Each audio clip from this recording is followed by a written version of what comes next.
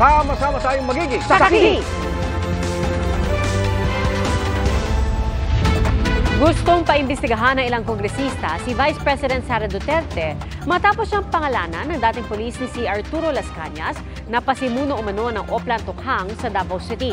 Ang Vice Presidente iginit na scripted ang mga paratang sa kanya at hinamon pa ang mga nag-aakusa na kasuhan siya ng murder. Saksi, si Marisol Abduraman. Kasunod ng mga isiniwalat ng dating pulis at nagpakilalang miyembro ng Davao Death Squad na si Arturo Las Cañas laban kay Vice President Sara Duterte at iba pang personalidad. Kaya nga pasimuno nitong Oplan Tukhang nung nakaupo siya as mayor noong 2012. Ang total damage o napatay sa Davao City, yung nakita at saka yung missing, more or less 10,000. Naglabas ngayong araw ng pahayag ang Vice Presidente. Bago ang script na ito. Sa mga taon na nagsilbi ako bilang Vice Mayor at Mayor ng Davao City, ni minsan ay hindi naugnay ang aking pangalan sa isyong ito. Ipinunto ng Vice ang timing ng paglabas ng issue. Maliban sa tiyempo, malinaw na sadyang pinilit lang na maidugtong ang pangalan ko sa isyong ito para ako maging akusado sa ICC. Git ni VP Sara, panghihimasok sa soberanya ng Pilipinas ang pagpupumilit-anya ng ICC na makialam sa hudikatura ng Pilipinas. Sinisikap pa ng GMA Integrated News na makuha ang panig ni dating Pangulong Rodrigo Duterte, Congressman Paulo Duterte, Pastor Apollo Kibuloy at iba pang personalidad na pinangalanan ni Las Cañas. Si Senador Bato de la Rosa na ayon kay Las Cañas ay siyang nag-craft o bumuo umano ng extrajudicial killing campaign nung hepe siya ng Davao City Police. Hinamon din si Las Cañas na maghain ng kaso sa korte kung meron siyang ebidensya. Gate din ni Senador Bongo na ayon kay Las Cañas ay kabilang umano sa nagbibigay utos sa Davao Death Squad, pawang kasinungalingan ang mga sinabi ni Las Cañas. Wala raw ganung utos ang dating Pangulo at wala raw nakitang listahan si Go. Wala raw sinusunod na iligal na utos si Go, kanino man ito galing. Ang ACT Teachers Party List gustong paimbestigan si VP Sara sa Kamara. Talagang nangingilabot ako tsaka nabigla ako dun sa mga revelations. So, kaya ang panawagan ko dahil very serious accusations itong mga ito at that involves din yung mga allegations. Pero, mapapaharap nga ba ang Vice Presidente sa Kamara? Wala siyang choice. Tignan lang natin kung hanggang saan natin mabupush na, o dapat na or hanggang saan yung powers ng Kongreso. Kasama ng ACT Teachers sa paghahain ng resolusyon ang Gabriela at Kabataan Party List. Pero pag-aaralan pa kung kailan ito ihahain. Sabi ni Las Cañas kahapon, tinanggap na ng Office of the Prosecutor ng ICC sa kanilang pre-trial investigation ang 186-page affidavit niya tungkol sa lahat ng nalalaman niya sa mga pagpatay na iniutos umano ni dating Pangulong Duterte at di pa pang mga aligasyon laban kina VP Sara at Congressman Pulong. Pero ilang beses nang iginiit ng mga opisyal ng Duterte at ng Marcos administrations na walang jurisdiksyon ng ICC mula nang maging epektibo ang pagtiwalag ng Pilipinas sa Rome Statute ng 2019. Ayon kay Solicitor General Menardo Guevara, sa kabila ng mga pahayag ni Las Cañas, walang nagbago sa posisyon ng Pilipinas. Kahit kumalas na tayo sa ICC, pwede pa rin daw maglabas ang ICC ng arrest warrant. Pero ibang usapan na raw ang pagpapatupad nito sa teritoryo ng Pilipinas kung saan mahalaga ang kooperasyon ng gobyerno. Gayunman, may Supreme Court decision ng 2021 na nagsasabing hindi porket kumalas ang Pilipinas sa Rome Statute ay wala na itong obligasyon para sa mga nangyari nung bahagi pa ito ng ICC. Ayon din sa takapagsalita ng ICC sa GMA Integrated News, kahit hindi miyembro ng ICC ay maaaring maging suspect ng kanilang investigasyon kung maaabot ang mga kondisyon ng ICC jurisdiction. Pwede raw voluntaryo makipagtulungan ang non-ICC members tulad sa implementasyon ng arrest warrants. Para sa GMA Integrated News, Marisol Abduraman, ang inyong saksi. Balik sa pagbibigay ng papel na driver's license ang LTO ngayong Pebrero. Nagkukulang na naman kasi ang supply ng plastic cards. Saksi si Joseph Morong. Pagod nang magbike papasok ng trabaho si John Michael Benal kaya bibili na lamang daw siya ng motor. Pero sa kanyang pagkuha ng driver's license sa Quezon City, papel na lisensya ang nakuha niya. Ayon sa Land Transportation Office o LTO, simula ngayong Pebrero, balik papel na ang mga driver's license sa bansa. Okay lang naman po kasi darating din yung time makukuha ko yung permanent na ID. Mahalaga may non-pro na ako ngayon. Pero ang tanong, hanggang kailan siya mag-aabang? Nitong Agosto, naharang sa Quezon City Regional Trial Court nang natalong bidder ang kontrata para sa 5.2 milyong piraso sana ng plastic na driver's license. Pampuno sana ito sa 2.4 milyong pirasong backlog sa plastic na driver's license. May lampas 300 na lamang na natitirang plastic cards dito.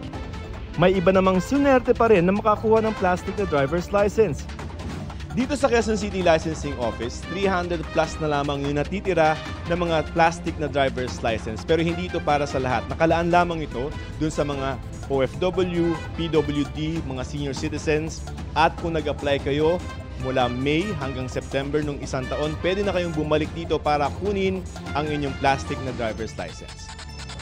Tulad ni Michelle na noong Hunyo nung isang taon pa nag-apply. Nagbaka sakali lamang siya kung meron na kanina na plastic na driver's license. Valid ID na rin. Kasi yung ganito, yung papel, hindi po nila ina-allowed eh. Inaapela na ng LTO sa Court of Appeal sa tanggalin ng injunction sa kontrata. Hinihingan pa namin ng pahayag ang LTO pero dati nang sinabi ni LTO Chief Attorney Digor Mendoza, tinitingnan nilang alternatibo ang pagpapaprint sa mga printer ng gobyerno para magkaroon ng mga plastic cards ulit. Hindi na tinanggap ng LTO ang 4 milyong pirasong plastic cards sa donasyon ng isang grupo noong Disyembre habang wala pang guidelines ng Department of Transportation o DOTR tungkol sa mga donasyon. Para sa GMA Integrated News, Joseph Morong ang inyong saksi. Ngayong buwan ng mga puso, nagmahal ang mga pangunahing bilihin gaya ng karne ng baboy at itlog. At pati LPG at Auto LPG may taas presyo. Saksi si Maki Pulido. 330 pesos kada kilo ang laman at 380 pesos ang kada kilo ng liempo. Ganyan ang presyo ng panindang karneng baboy ni Bert ngayon sa Kamuning Market, Quezon City. Pagpasok pa lang daw kasi ng 2024, nagmahal na rin ang kuha nila sa supplier. Pagpasok ng January, halos 35 pesos na simula ng January. Padala 2 piso. Ngayon, naabot ng +5, +10. Nagmamahal na rin pero mas mura ang benta ni Josephine sa Balintawak Market. 280 kada kilo sa laman, 310 naman sa liempo. Pero tulad sa benta ni Bert, Wala daw backyard, kaya mataas ang puhunan. Wala daw makuha ang baboy. sa price monitoring ng Agriculture Department hanggang kahapon January 31, 270 hanggang 350 pesos ang kasim, habang mahigit 300 hanggang mahigit 400 pesos ang kada kilo ng liempo. Sabi ni Agricultural Sector Alliance of the Philippines Party List Representative Nicanor Briones, 180 to 190 pesos kada kilo ang average farm gate price ngayon, plus 120 lang sa kada kilo ng laman, kaya dapat nasa 310 per kilo ito sa retail. Sa choice cuts, plus 150, kaya di dapat hihigit sa 370 ang kada kilo. Karoon ng suggested retail price, alamin ng ating DTI or ng DA, ano ba ang average farm gate price.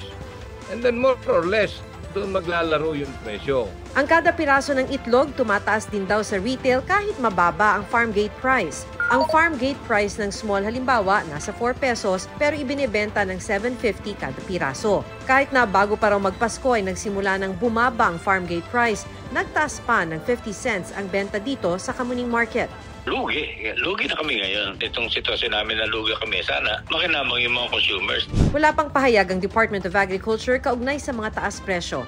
Samantala, simula ngayong unang araw ng Pebrero, pati LPG nagtaas ng 95 centavos per kilo. Hinaing tuloy ng mga mamimili. Wala na din po talaga kasi pati po gulay ngayon parang halos hindi na rin po nakakalayo sa mga meat products. Kahit sabihin mo malaki sinasahod mo, kung ang presyo naman ng bibilhin mo kulang pa talaga. Tumaas din ang presyo ng Auto LPG ng 50 sentimo kada litro. Para sa GMA Integrated News, Maki Pulido, ang inyong saksi. Taong ka sa pagdinig ng Senado kung namamanipula ang mga may hawak ng route access na resulta po ng loto. Naglabas din ang hinaing ang mga loto agent na nawala ng kabuhayan na magsara ang mga loto outlet. Ang tugon ng PCSO sa pagsaksi ni Mab Gonzales. Walang proper safeguards, pwede bang mamanipula ang buong computer system? And the answer was yes. Muling hinungkat sa Senado ang posibilidad na maglabas-masok sa sistem ng Philippine Charity Sweepstakes Office o PCSO ang may hawak ng tinatawag na root access.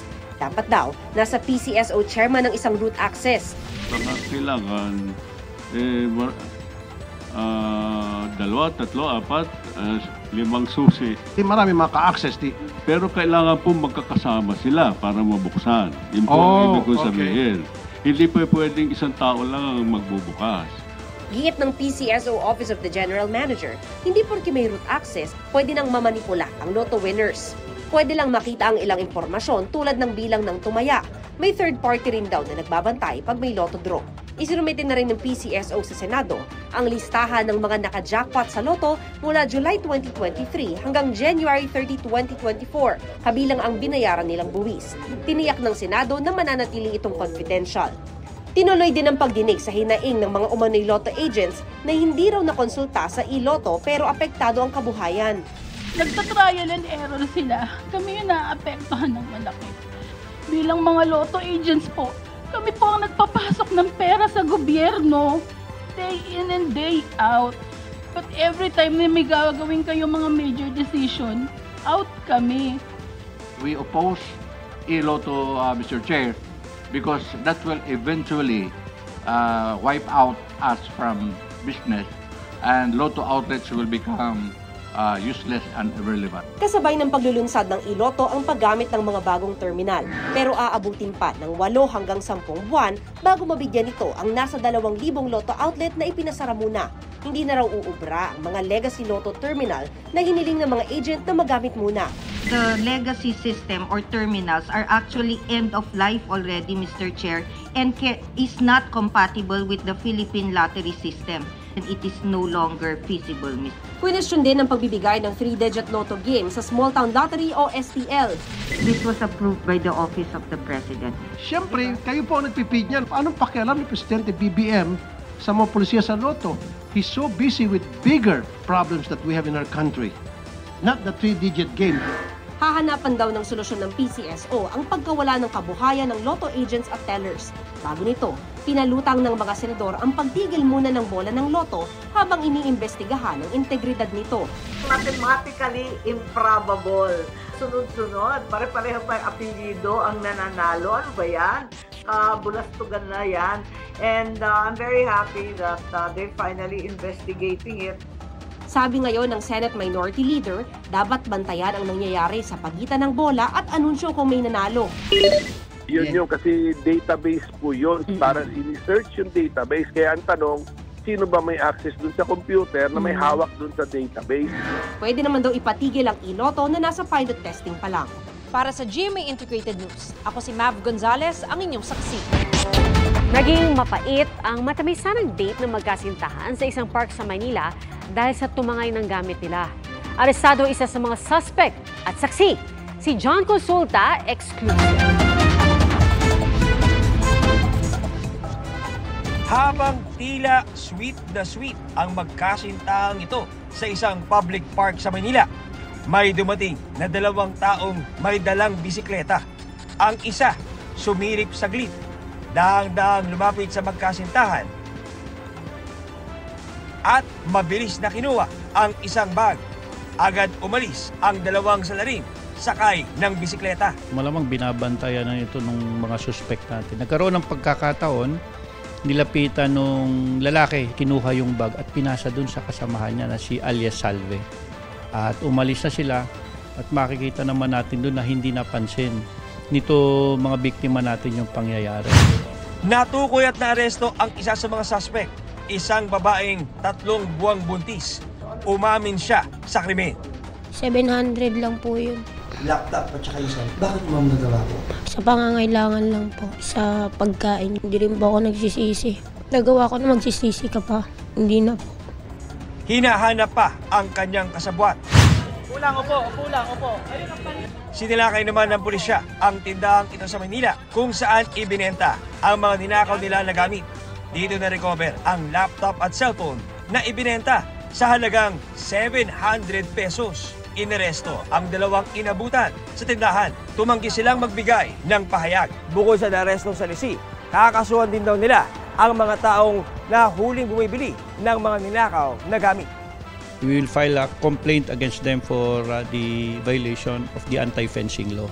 Kasi sa kanila po binenta yung nasalisin itong mga suspect natin at dapat hindi ho sila dapat bumibili ng mga bagay na nga ninakaw. Paalala naman ng MPD ngayong buwan ng mga puso. Kung sakaling nasa mga lugar tayo, mga open spaces, mga pasyalan, kung po pwede yung mga bag natin, huwag natin ilagay sa gilid o sa likuran, ilagay na lang natin sa harapan natin para makikita natin at hindi tayo masasalisihan katulad yung nangyari. Para sa GMA Integrated News, John Consulta ang inyong saksi. Sa gitna ng usapin ng pagbukod ng Mindanao sa Pilipinas na pinalutang ni dating Pangulong Duterte, pati ilang nagsusulong ng karapatan ng mga Muslim, walang nakikitang dahilan sa ngayon para magsarili ang Mindanao. Saksi si Chino Gaston. Sa paggunita ng World Hijab Day, nakausap namin ang ilang grupo na nagsusulong ng karapatan ng mga Muslim sa bansa. Allergic na po ako. Allergic na po kami. It shouldn't be a word even that should be raised. Alam mo naman si Sir President, master of the contradictory language. Ayon naman kay Lanao del Sur Representative Zia Alonto Adyong, ang Mindanao kasi is composed of 27 provinces. Very diverse yan. So, makikita mo, walang clamor. Kasi if we talk about independence, it should be a widespread call. And the initiative, perhaps, would be coming from the grassroots. Malakas yung presence ng ating national government in terms of services, infrastructure, and many others. So we don't see any indication or any condition that would require for the people in Mindanao to fight for an independence. may binabanggit si Duterte na mekanismo umano sa ilalim ng United Nations na pwede raw magamit sa isinusulong na pagbukod. Pero para sa ilang international law experts, walang mekanismo sa United Nations na nagbibigay basbas sa secession dahil ito'y isang domestic issue. There is no such process in the UN. Secession and creation of a new state are, first of all, a political process that first has to take place within a state, and any group that goes to the UN would have no legal personality in the first place to seek such kind of an action from the UN. Isa sa mga nakilalang secessionist movements ang matagumpay na pagbukod ng Timor-Leste mula Indonesia noong 2002 matapos itong sakupin noong 1975. Ang tangkang paghiwalay ng autonomous region ng Catalan mula sa Spain noong 2017 idineklara namang unconstitutional ng Constitutional Court of Spain kaya napawalang bisa at hindi natuloy. Para sa GMA Integrated News, Chino Gaston ang inyong saksi. Dalawang mangingisda ang nasagip sa dagat sa Kahidyokan, Romblon. Tumaob ang kanilang bangka nitong hating gabi matapos mabangga umano ng isang butanding. Agad rumesponde ang mga taga Coast Guard at nadala sa Pampang ang mga mangingisda. Hindi naman nasaktan ang mga mangingisda. Nahira na rin ang tumaob na bangka. Mga kapuso, sama-sama tayong maging saksi. Mag-subscribe sa GMA Integrated News sa YouTube at para sa mga kapuso abroad, samahan niyo kami sa GMA Pinoy TV at sa www.gmanews.tv.